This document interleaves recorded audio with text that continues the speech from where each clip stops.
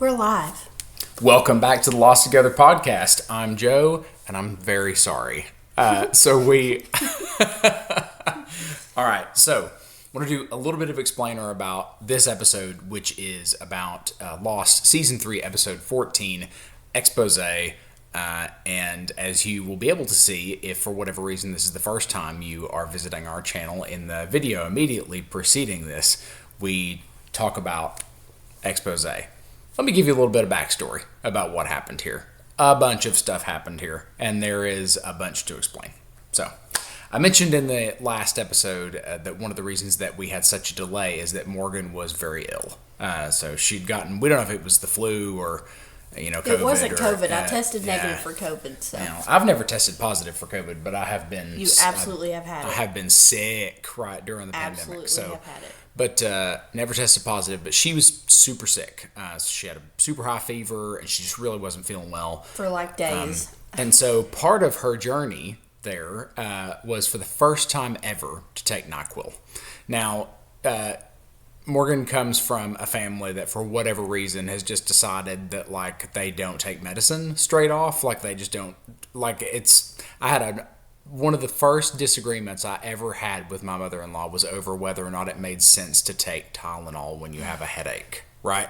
This is an honest-to-God conversation I had with my mother-in-law, and she was standing on business about, like, not taking Tylenol. I'm like, cool, have your headache then. The rest of the civilized world will not have headaches and will take Tylenol, right? So because of that, she has, like, a natural aversion to medication. So when it was time to take the NyQuil, right, and this is so funny to me because I was like, it's going to be totally fine, don't worry about it, and I understand being nervous to try something you've never tried. But I take NyQuil whenever I am really sick like that, and it really helps you recover, you get better sleep. And she took it, and just a rating on NyQuil, how do we like 10 NyQuil? out of 10, baby. It's I'm going to take some tonight. It's so good. Not addicted. No. Non-habit forming. Anyway, so she did take it. She really enjoyed it. But one of the things about NyQuil is... Because I was not sleeping. I mean, I was up coughing, hacking, fever, the whole deal for days. So we started an episode of Expose very shortly after a dose of NyQuil. And I thought it would be fine. I was wrong. We didn't finish it. Yeah. So, but I thought that I did because I remember the end of the episode. Fever dream type stuff. Like she was out on the couch. I remember the end of the episode. I remember, what's her Nikki. I was wanting to say Nicola, but it's because of Paolo. It's getting all jacked up. Yeah. But I remember her running out and, passing out. Yeah. Burying her. I remember that. And I remember the beginning of this episode. I remember the old guy dying and they steal the diamonds and all that. Yeah, because all that middle bit. You remember the beginning of the episode because you hadn't taken the NyQuil yet. So you took it very shortly after the start of the episode. And she was like, I'll be fine. You were not fine when you took NyQuil. Yeah, I was reading that wiki, and I was like, I don't know any of this, but But here's the other thing about Expose. So I was doing a little bit of research because I was trying to figure out, it's like I was genuinely mystified as to why everybody liked this so much when it was consistently ranked as one of the worst episodes of Lost. By the way, it originally premiered on March 28th, 2007, just a couple of days after my 22nd birthday. Dumb. Is that right? I don't know. Yeah, I think so. Anyway, no, I can't do math at all. That's terrible. That was my 20th birthday. So, anyway, it happened on March 28th. But I actually was trying to figure out why this was such a big deal when we posted this video. I thought, well, they'll understand. But then I looked it up, and it turned out that the list that I was looking at was not the worst episodes in the history of Lost. The list that I was looking at was the most divisive episodes of Lost. So this is apparently a love it or hate it situation. Love it or hate it episode. And our people love it, apparently. They do, and that is why we're doing this episode. And I'll freely tell you that no matter how this episode goes, I'm still going to hate it and think it's really dumb. I just don't like this episode. But it's an interesting challenge, and so we are going to introduce a new element to try something out here. And actually, this is kind of a dry run for something that I'm going to do at a different part in the series, so you all will already know what I'm talking about. So what we're going to do is we're going to watch this episode now. So we actually haven't watched it for this recording. I'm going to pause the recording. We're going to watch the first half of the episode, and then we're going to come back. We're going to get Morgan's recap of the first half of the episode, reaction for the first half of the episode, and then we'll go back and watch the second half, and then do the same thing at the end. So the reason for this is that we're going to do something similar with the season 3 finale of. How far are we from the finale? Yes. So. How many episodes are left in season 3? Oh, look, it's the longest season. God, Yeah. So season 3 has, and sorry, but I thought I'd be able to just pull up season 3. Season 3 has 23 episodes. Mother lover. Well, we're more than halfway through. So, and it's a wild back half of the season, so you're going to enjoy it. Fantastic. So, expose, we're going to go watch a little bit of it, then we're going to come back and do a little bit of a reaction, and then Some of this I will have seen before. Some of it will be brand spanking new. And then we will go from there. See you soon. Okay. All right. So there's been a lot. So the funny thing is that I'd planned to watch the first half and the second half. So apparently this episode is 40. Oh, it's not exactly. It's not. It's just 10 seconds. Yeah, it's 20 seconds. Well, yeah, 10 seconds off. You're right. So I am. We're 20 seconds from the exact middle of the episode.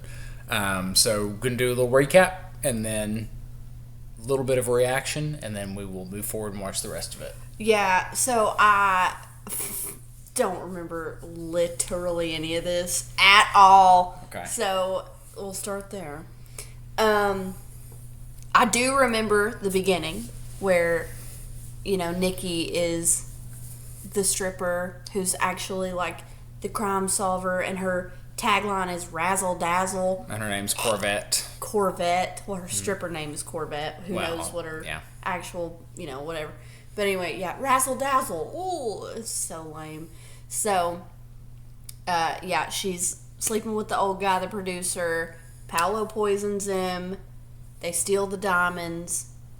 That's where my memory ends. Oh, and also it's like in tandem, we're like getting the flashback, and also like shit is happening on the island, and that's when she runs out of the jungle all because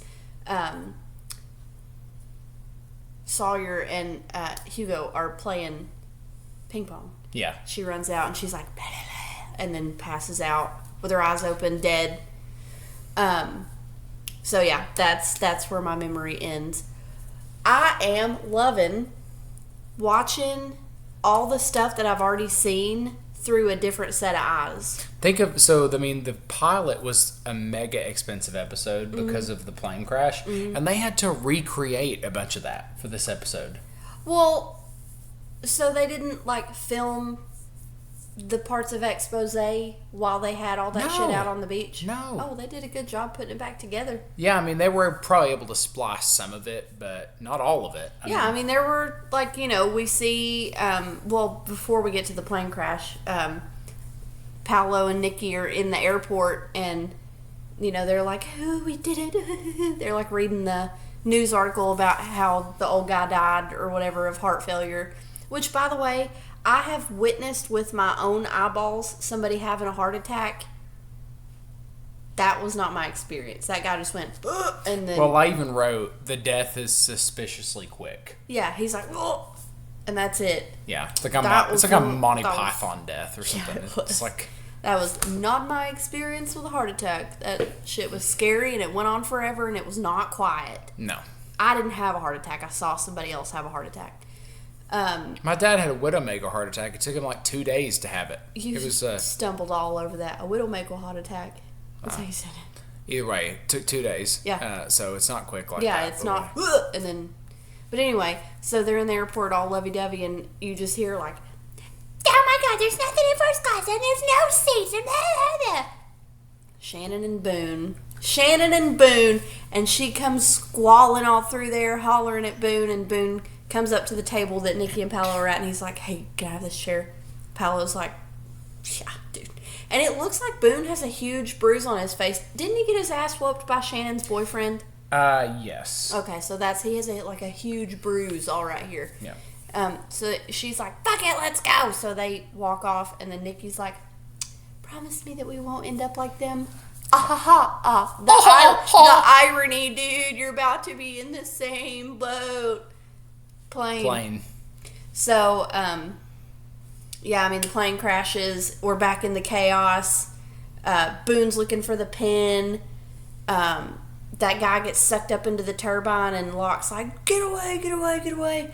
Nikki's running all over the island looking, for Paolo. No, and not looking for Paolo. Well, you think she's looking for Paolo, and she finds him, and bless his heart, he's like totally shell-shocked, bloody, standing there, and she grabs his face, and she's like, baby, look at me. And he looks at her, and she goes, where's the case? Where's the suitcase? And he's like, she's a total piece of crap, Nikki. Yeah. Absolute total piece of crap. Wait, you mean the person who was sleeping with a septuagenarian and poisoned him to death? That's a $10 word. Like, it means 70-plus-year-old. Septuagenarian? Yeah. There you go. Yeah, so like septa, it's the 7 for the root, and genarian, generational. So like an octogenarian is all of America's politicians. 80-year-olds. Thank you, Professor. That was nice. So, so there's your $10 word for the day. Yeah, so, literally we go through all this stuff that we've seen before. We see Kate is telling them that, like, they found a case of guns, and Jack's got the key around his neck, and Art's, he's back. He's not exploded yet. And he's like, the pigs are walking or whatever. I don't also flirting with... Oh, yeah. I hadn't even got there yet. Yeah, he's like, why blah? We've seen that before. She goes to Art's, and he's like, I don't remember him being a bug collector. He's just a science guy. But he found all these jars, and they're full of bugs, and he pulls out this one bug, and it's like Expectus regina, and he's like, I discovered all these bugs. I'm gonna be the next Darwin. So he named it Regina. Dude, like, how horny are you? Very, based on Apparently. How he was talking to Nikki. So. Yeah, she walks up and she's like, do you know anything about trajectories? And he's like, oh, I teach 6th grade science. Yes, I know about trajectories. Let me draw you a map. So he does. So then they Nikki and Paolo go into the forest, into the jungle, and they're looking for their case. It's literally all they're worried about. And, man, I'm telling this stuff like way out of order. No, you're in order. It's no. fine. Yes. We haven't talked about Ethan yet. Anyway, they go into the jungle, and now we're at the pool where the sexy stuff went down with Kate and Sawyer the first time. They were like skinny dipping in there. All that sexy stuff went on, and then they found the case, which had the gun, I believe. The airplane. The little toy airplane. The airplane. That's right. That's what she was after. That's well, right. it had a gun too, but it had the little toy airplane. That she was like after, hardcore wanting that airplane. Yeah. Which we have not seen that ever again. She never mentioned it ever again.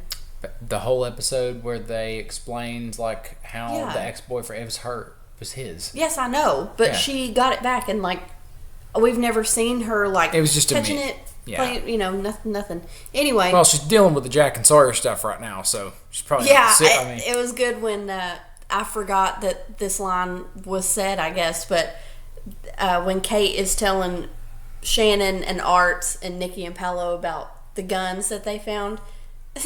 That opens with Shannon. Nikki walks up and goes like, what's going on? And Shannon goes, oh, Kate and her 2 boyfriends found a bunch of guns. I was like, yes, that's a good one. So after the plane crashes, they're, going through luggage, whatever, and Ethan walks up.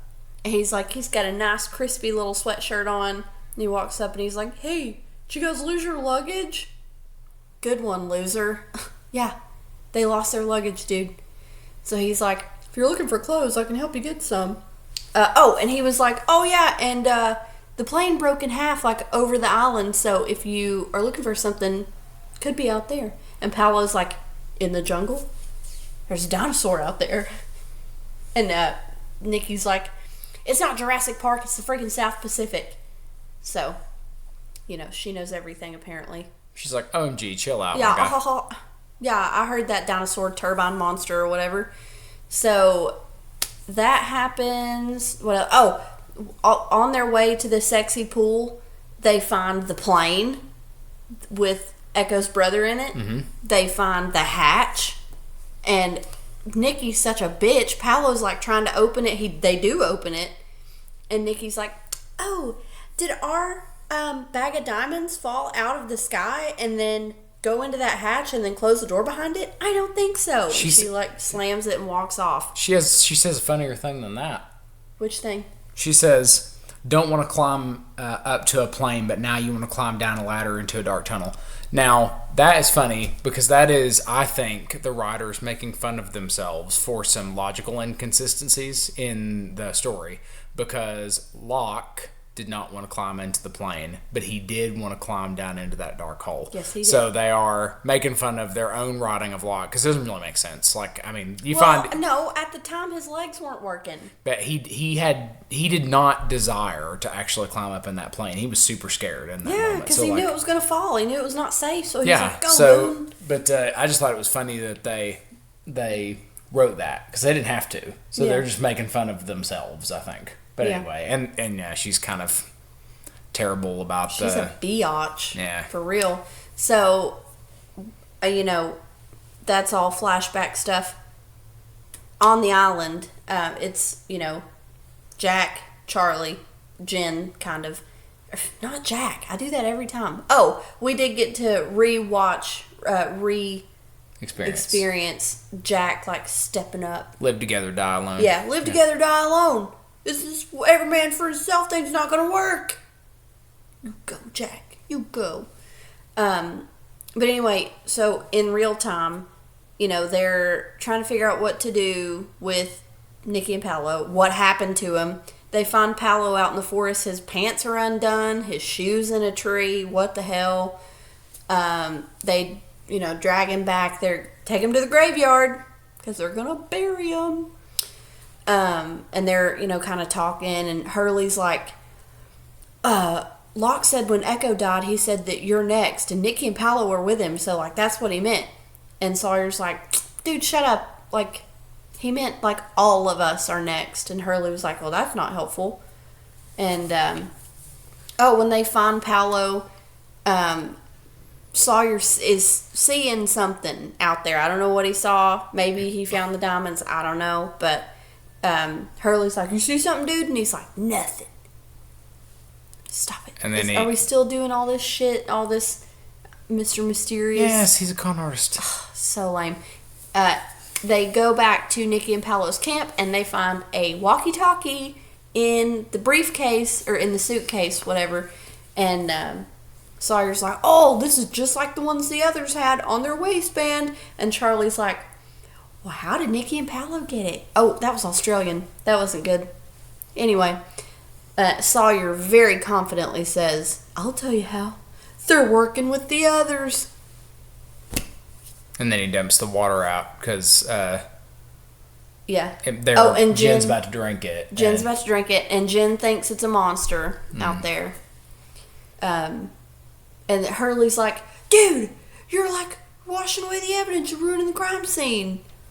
And then Sawyer's like, sorry, do we have a forensic hatch I don't know about? Yeah. That's what we've seen so far. A couple of notes. So I've got the absurdly quick death note for our septuagenarian, Zuckerman. Shannon Boone back in the episode. And then Ethan is back. Do you remember what his sweatshirt says? No, I didn't read it.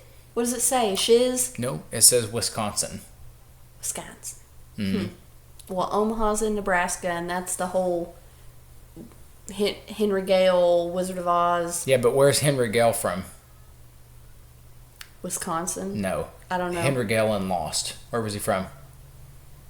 Nebraska. He was from Omaha. No. Shit, I don't remember. Minnesota. Minnesota. Uh-huh. Okay. Okay, and then and Ethan's wearing a shirt that says Wisconsin. What do Minnesota and Wisconsin have in common? They're northern states. Very good. Okay. Which border? Canada? Yeah. You remember the Canada thing for Lost? Greg explained it. It's the yeah. What was it? I don't remember. Basically, anything to do with Canada signals violence, some deception. Yeah. Well, yeah. So. Yeah. Ethan wearing a Wisconsin. And he's trying hard sense. to get him out in the jungle, which Also, Wisconsin and Minnesota awfully close together, so it makes even better sense. We got all kinds of states that border Canada, but they're I found out that from not right next to it, but they're the middle of Wisconsin. It's like a 40-minute flight to Canada. It's in Canada basically. Yeah, you can go west from Wisconsin to get to Canada, and then it's not. I think it. This is, again, terrible. Sorry about our geography. I don't know shit about... Yeah. You can't... It doesn't technically border Canada. Wisconsin used to border Canada when what is today northeastern Minnesota and Michigan's Upper Peninsula used to be part of the state's borders, but they're not anymore. So, but still very close to Canada. It's up north, up there, and you can take a train over a bridge to Canada, apparently from Milwaukee. So. Oh, another thing that I noticed, I wish that they would have taken more effort to make people look like they were just in a plane crash. Because literally, Nikki's hair is perfect. In the plane crash scene, she's running around, whatever. Perfect. Her curls are perfect. Morgan acting like she don't look beautiful all the time, regardless of what is going on. If I was in a plane crash, my hair would be jacked up, I'm sure. I'm not sure, honestly. I don't know, but Nikki, running around in her little silk Target dress or whatever. Yeah. Anyway, so that is where we're at in the episode. That's where we're at. Art within the art for this episode. So Billy Dee Williams, who portrays the Cobra. The Cobra. Yeah. Okay. So Billy Dee Williams is famously one other character in kind of sci-fi adjacent little movie called Star Wars. So Lando Calrissian in The Empire Strikes Back. Lando Calrissian is if you haven't seen that, right? So anybody that's seen Star Wars will know that Lando Calrissian was in charge of the Cloud City in Empire Strikes Back, and he is famously known for being a traitor, turncoat. And they cast him in this, and he was a traitor, Mr. Lashade, aka the Cobra. Well, and also there's going to allude to some stuff in this episode, so it's not they could have picked anybody, they could have picked anything, and they picked Billy Dee Williams, who played Lando Calrissian, to be in this episode. And so I think it points to some stuff that's going on in the episode. Lots of deception about to happen. We haven't got to that part of the episode yet, but it's coming, and it's not a mistake. So, Lando Calrissian, there's your red flag. But the other thing about Lando Calrissian is that he is symbolic of betrayal, but also of redemption, which is a major theme in the Star Wars universe. From any trilogy, redemption is one of the major themes of Star Wars. So, we will possibly keep that in mind for Lost. Well, hopefully that has to do with Sawyer. He's on the uptick. He's trying so hard. So yeah, this literally the frame that we're frozen on right now is Paolo. He dove off very dramatically, by the way, dove off the rocks into the pool. Absolutely no need for that. No. And what was he gonna do? Slip on the rocks and walk out there? That's what Kate did. She didn't slip around. She very gracefully she slipped around for sure. It's not too good for Kate. It's not too good for Xerxes here. So whatever. So anyway, he is. I'm trying to remember how jacked up the body that's in this airplane seat at the bottom of this pond was when Sawyer found it. I think it was the same, which leads me to believe that Kate and Sawyer must have found this shit very soon after this is going down. Because a body will rot quick in water. Yes. Yeah. All right, we're going to go finish it. Yep. And then we'll come back and finish it. Okay, bye. Well, that was dark. Yeah. That was dark. Really dark. So you didn't like this episode for real? Really, I still don't. I really enjoyed that. Cool. I mean, that's fine. Yeah, I really liked that. I thought that was a lot of fun to watch. So Paolo finds the diamonds. He finds the whole bag, and obviously does not tell Nikki. So he goes to the beach. He's trying to bury the little, what's that called? A Russian nesting doll? Yeah. I think they have another name, and I can't think of what it is. Yeah, I'll find it. Yeah. But, anyways, he's trying to bury it. Locke comes up, Mr. Sage, and he's like, what you doing? Matrushka. Yeah. Paolo's like, nothing. Locke's like, looks like you're digging a hole. Paolo's like, duh. And Locke goes, gonna give you some advice. If you're gonna bury something, don't bury it where it's gonna get washed away, because winter's coming and it's eroding and high tide, blah, blah, blah. So, Paolo, takes it back to the Pearl, and while he's in there, he's putting it in the top of the toilet tank, which is where, if I'm ever on the hunt for, like, stolen money, or, a gun, or some kind of stolen good, the first place I'm gonna check, no matter where I'm at, is a toilet tank. People hide shit in toilet tanks all the time. In Pretty Woman, that's where she kept all her cash. In the toilet tank. In Breaking Bad, he did it, I'm pretty sure, didn't he? No, he hid it in the wall. Yeah, but he had a Ziploc bag in the toilet tank, I'm pretty sure. Underneath the sink. Oh. Yeah. Well, anyway, people hide stuff in toilet tanks. So, anyway, he puts the diamonds in there. While he's in there, which, what the hell? He goes down in there, sees all those TVs, and that's where he gets the walkie-talkie. He didn't tell anybody about any of that? No. What the hell? So, anyway, while he's in there, you hear Ben, who left it open? I feel like I was talking to my kids. Why are all the lights on? Close the door! Whatever. So, Juliet and Ben are watching Jack on the TV. And I asked Joe, where the hell are they at? Where is Jack at that they're watching him on a TV? Do they have cameras all over the island? Mm-hmm. Because I couldn't tell from the little snippet that we saw where he was at. It looked like he may have been in the other hatch because it looked like he had like a table beside him.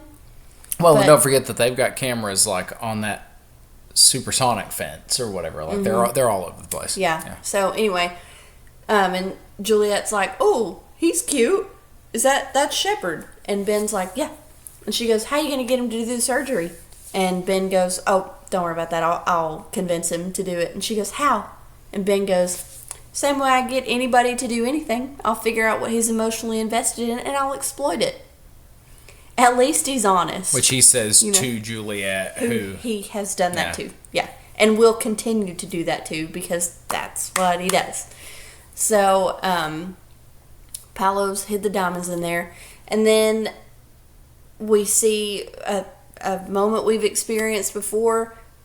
Locke is coming through. By this time, I guess, Jack, Kate, and Sawyer are gone to the other island or whatever. So he's like, anybody that wants to come with me to the Pearl, you're free to go. And Nikki's like, yeah, I'll go. And Paolo's like, you've got to be shitting me. That makes sense now why he was like, you can't be serious. And she's like, you're always whining about not getting to do things. Let's go.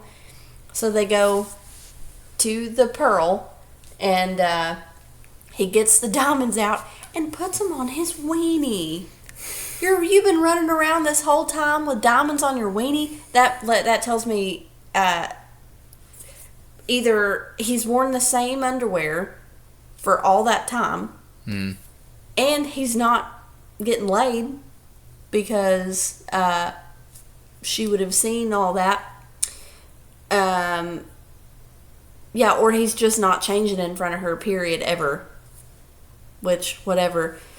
But yeah, stinky diamonds he's carrying around. 6 minutes pants, they go back up, Then let's see what else. What else happens in the flashbacks? He's chewing his Nicorette gum. Mm-hmm. So that's an important point. I think that's all for the flashbacks. Maybe. I guess it's in tandem with what's happening in real life, because Hurley goes to Desmond and he's like, "Hey, bro, can you use your superpowers to figure out what happened to Nikki and Paolo?" And Desmond's like, "That's not really how it works, but I can tell you that Nikki was fighting with your boy Sawyer." And Hurley's like, "Sawyer said he didn't even know them, like he didn't even know her name." And Desmond was like, "I saw them yelling at each other." That was the tamest he yelled at me situation ever, because we flash back and Nikki is trying to get a gun from Sawyer because she knows that Paolo's got the diamonds. She's figured it out because she found his Nicorette gum in the sand, because he had come over and he was like, "Maybe it's a good thing that we didn't find the diamonds. It could have torn us apart. It's a good thing." And then he's like, "Okay, I'll get us some breakfast." Leans over and kisses her. It falls out of his pocket. She's like, "You son of a bitch." So she goes to Sawyer to get a gun. And Sawyer, he's got his jacked up glasses back on, which I miss. I wish that he still had those. It was a good look. He's like, "I'm not giving you a gun."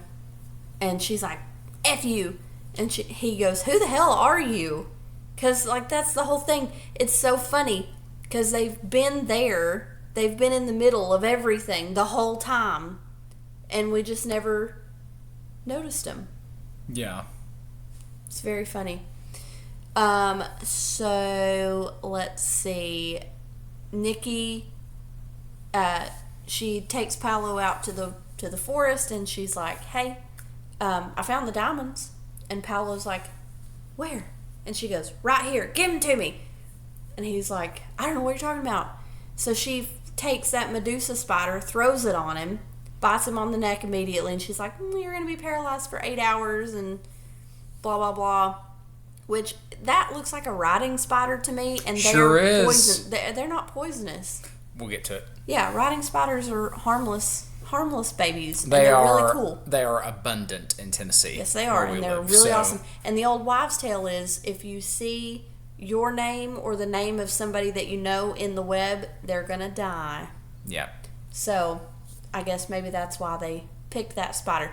But anyway, I guess she forgot in her master plan of "I'm gonna paralyze Paolo" that it's got that Medusa spider's got crazy pheromones, and it calls all the boy spiders in.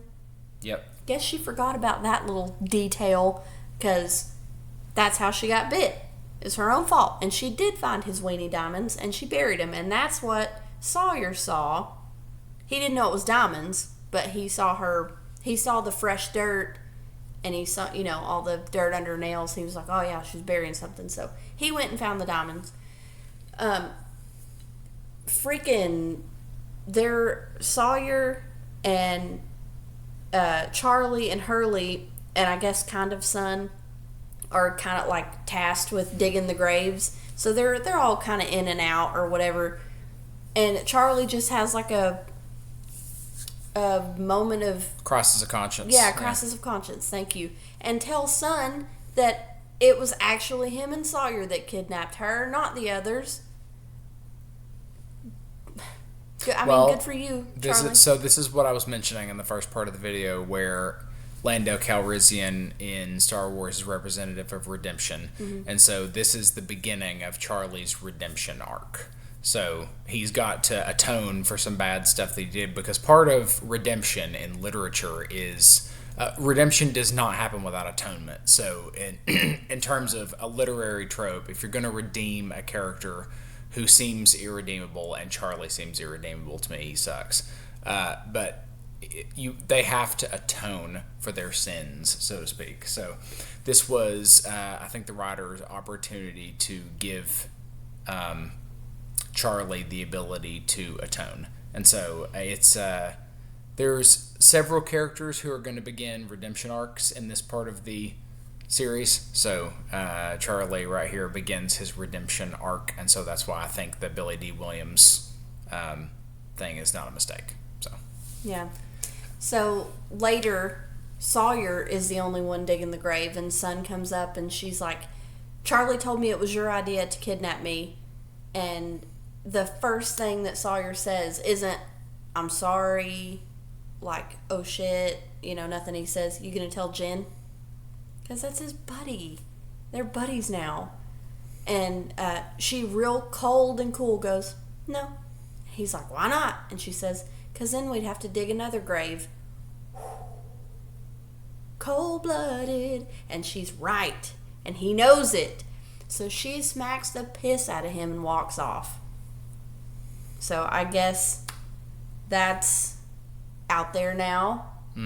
So love that. Charlie did a really good apology. He was like, I wasn't the same after Locke hit me and he humiliated me. And Sawyer told me the way to get back at him was to take the guns from him.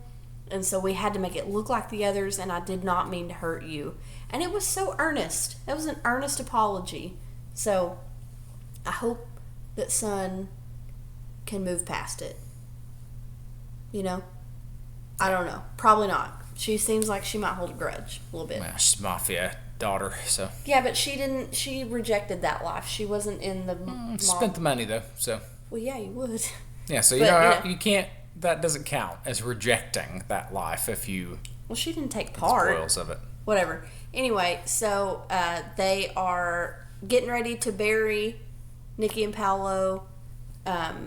Hurley gives a beautiful eulogy. I don't know why he is the one that gives all the eulogies, but he's super sweet. Oh, they find when they find the walkie-talkie, he finds the expose script, and he's like, "Oh, Lashade was the Cobra? No way!" And so he loved the show. He mentioned that over their graves. He was like, "You guys were really nice to me. I really liked expose. Sorry I didn't know you super well." I think that him reading that and going like, "Oh my God, he was the Cobra the whole time," I think is ironic because of Lost, the TV show, being full of moments where you go like, "Oh my God,"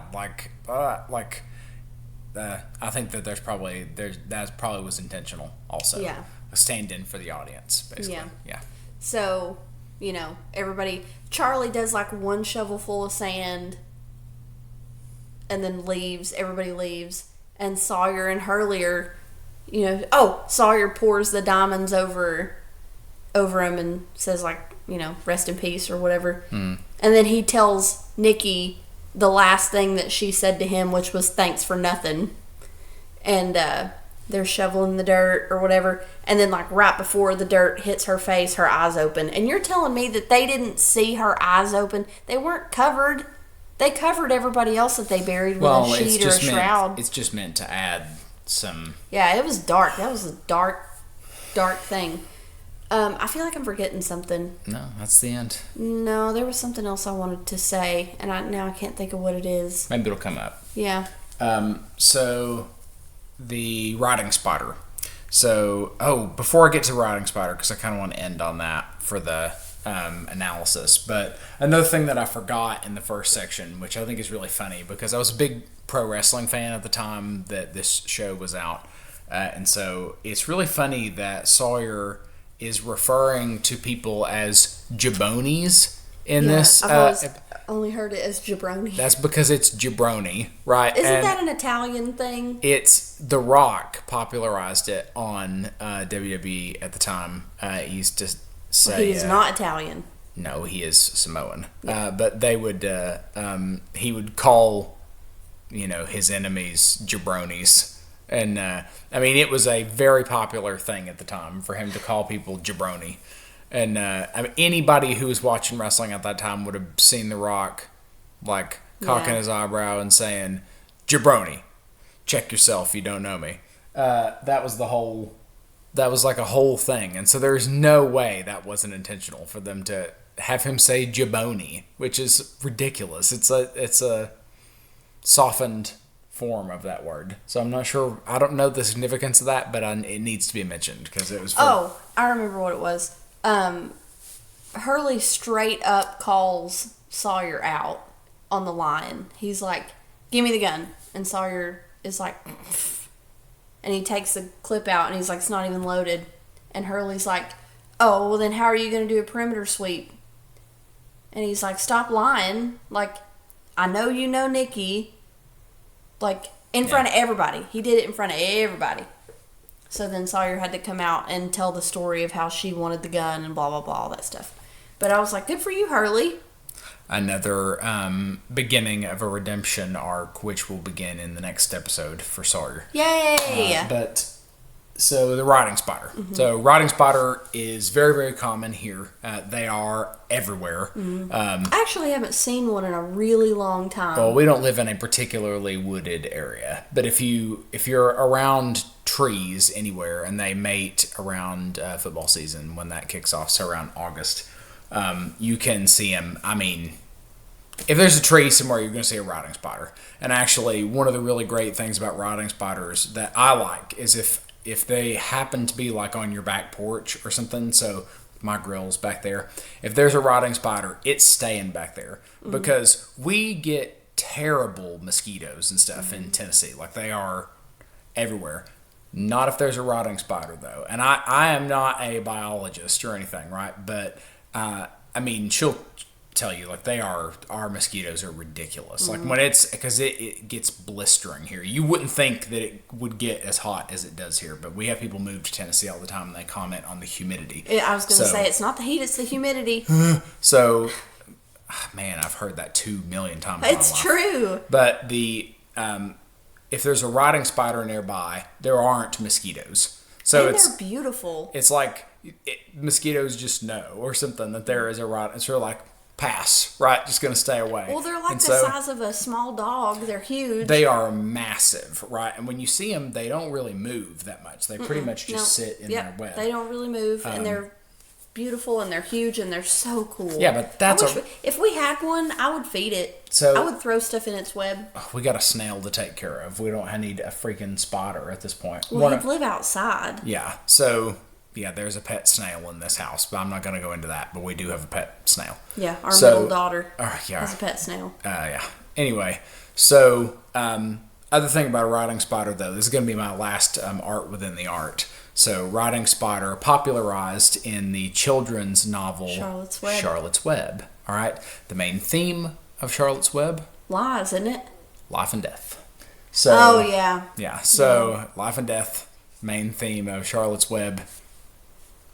Dead folk, right? Also, a rotting spider will not paralyze you, and also they're venomous, but they don't. It's not. They are not going to mess with people. It is not. They'll bite, but yeah, but you have to provoke the hell out of a rotting spider to get it to mess with you. That sumbitch does not want anything to do with us. But they're not like a tarantula where you can just handle it. Like you can't just handle a rotting spider. It will bite you, but it's not.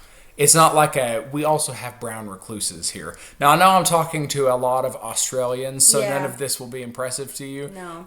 As it's the most violent, dangerous place on the planet. Yeah, you actually have spiders that are the size of small dogs. The biggest riding spider I've ever seen was probably like that long from leg to leg. Like, that's a big spider, but... Yeah, we don't have any huntsman spiders down there. Yeah, those bird-eating spiders. Just the huntsman alone is... massive. I've seen enough. Those ones that stand up? The wolf spiders? We have wolf spiders. They're like small huntsman spiders. So we have wolf spiders. I've seen wolf spiders in Florida about that big, but huntsman spiders just look ridiculous. Huge. Like they're absurd. Yeah. So anyway, that's that. So we've got a lot to get to on Messages in a Bottle, so we're going to get to that real quick. And I'm going to begin. I'd like to know the feedback on this format. Like, how do y'all feel about... Yeah, watch some, react. So we'd love your feedback on this. Either way, we're doing it for the finale of season 3. So let's go back to where we posted it. So... the original? Yeah, the man from Tallahassee and our original dinky expose one. Sorry, guys. Oh, I almost forgot. This is from Greg. This moment in Man from Tallahassee always gets me. Poor Kate, face exasperated with pain, thinks she's being abandoned by Jack after somehow being brainwashed by the others, only to find he was putting it on so they don't hear him on the microphones that Mr. Friendly warned him about when he says, I'll come back for you.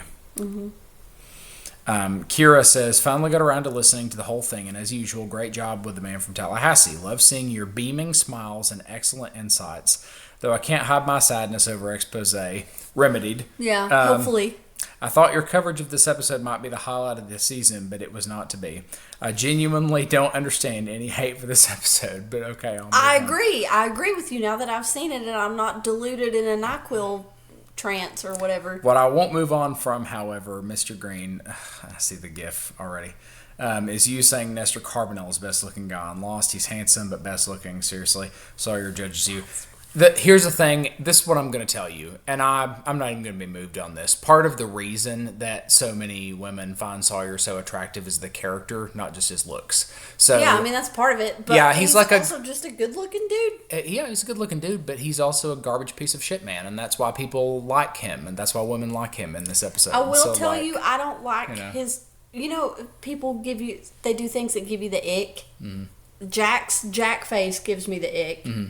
And Sawyer's like quick, violent hair flips. I don't like that. Give me the hand through. Do that. I hate that. I put Sawyer in the same category as like Joe Goldberg from You, where lots of people find Joe Goldberg really attractive, and he is literally a psychopath, right? So it's killer. like it's just a thing, right? It's the danger or whatever, and it's like that is part of what makes Sawyer attractive. I could change him. You couldn't. I could change him. Kate couldn't. So yeah, because Kate's a piece of crap too. Two turds just make one big turd, you know? Yes, he is good looking, but I think Nestor Carbonell is better looking. So, if I were going to have to look like one of them, I would prefer to look like Nestor Carbonell. A quote, apparently, by me. Oh, it's another Elon Musk one. Matt likes me dissing Elon Musk. He sucks, right? He does sucks. We're super pissed at him right now because he's literally affecting Knox County, which is like the next county over from us. We used to work in Knox County. We know people there. Yeah, but the good news is that his like shitty trucks that look like they were designed by a 10-year-old are getting beaten by tomatoes all over the place because everybody hates him. Mm-hmm. Anyway, Elon Musk is the stupid person's idea of a smart man. I swear. Yeah. I stand by that. Like, if a stupid person imagines what a really smart person looks like, they'll come up with Elon Musk, right? Just as a side note, I don't know if this will be interesting to anybody, but Elon Musk paid a gamer to level up his personal account on a game so that he could pretend that he had done that himself and then had to come out and cop to it because he played the game online and sucked super hard at that game. What a loser. Seriously, you can't even, you're not even good enough at like a video game. Like, why don't you just not play that video game online, you stupid loser? Or maybe he's like a genius and he's like, I'm going to do this stupid shit so that people will talk about me all the time. Like, it's like Bill Burr said, it's just these nerds trying to rewrite their history. Like, Elon Musk is a nerd, yeah, I'm right? sorry, and brother. you just you're always going to be a nerd. There's nothing wrong with being a nerd, but lean into it, right? Like, yeah, you're be not a nice nerd. You don't have to be evil. Yeah, be the people who wrote Lost or Star Wars. Like, they're awesome nerds, mm-hmm. right? Or me with Zelda, side story. Mm-hmm. Greg, you're right about Locke, Morgan. In fact, I think he is Lost's most tragic character. 100%. It's not even close. Amazing in so many ways, but beyond sad. That was Matthew Fox actually playing one of the Lost tunes written by Giacchino. He played that piano so beautifully. He did. Mm-hmm. I love to watch people play the piano. It's one of my favorite instruments to watch a person play because it's like a dance. Yeah, but also it's like sometimes a signal for evil. Like lots of evil people play pianos. Yeah, because it's a deeply emotional. You are so in with the piano. It's literally a part of you. You're dancing across it. I don't watch that show Lucifer, but the first time I ever turned it on, he was playing the piano. I'm like, of course he's playing the piano. Yeah, it's deep and moody and all that. Expose is one of Lost's most expensive episodes due to the pilot recreation scenes on the beach with the plane wreckage. The reason we don't see much of Rose is because around this time, L. Scott Caldwell was doing a play, so it came down to availability, which is especially noticeable when we see a couple scenes with just Bernard sans Rose. And finally, Morgan saying blow lock in his butthole or something. That should be on the poster for the episode.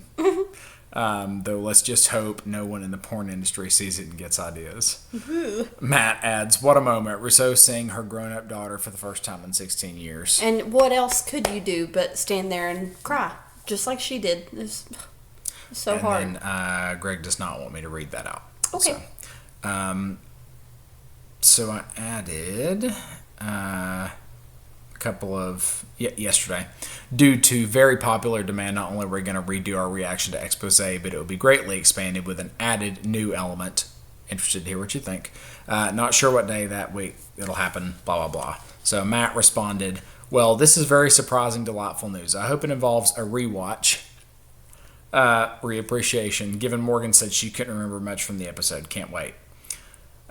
Morgan added, I straight up couldn't remember much. I've been taking NyQuil lately. I didn't know we were going to talk so much about the NyQuil, but yeah, I mean, that's what happened. So. And Kira, oh my God. And, oh my God.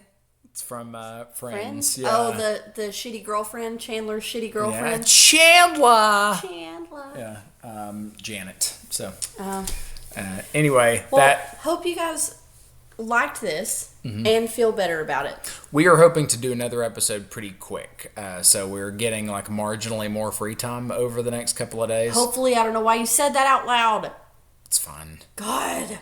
And just as a little, not to say where or whatever, but if we haven't mentioned it, just as a note of congratulation, part of the reason that everything's been so chaotic recently is, aside from Morgan getting the flu or the Black Plague or whatever it was she got, she also got a new job. And so she has been working out the new schedule and just kind of acclimating to change. And so, little congratulations. Thanks. And on the new job, and she's really enjoying it so far. And I'm killing it. So, I mean, should surprise no one. But she's brilliant, aside from just being beautiful. And that is... So, Thank you. We hope to have another episode very soon. And we hope you enjoyed this one. Thanks for watching the Lost Together podcast. I give Expose thumbs up. I enjoyed that very much. That was a lot of fun to watch. Still a thumbs down for me. But that's all right. We will see you in another life.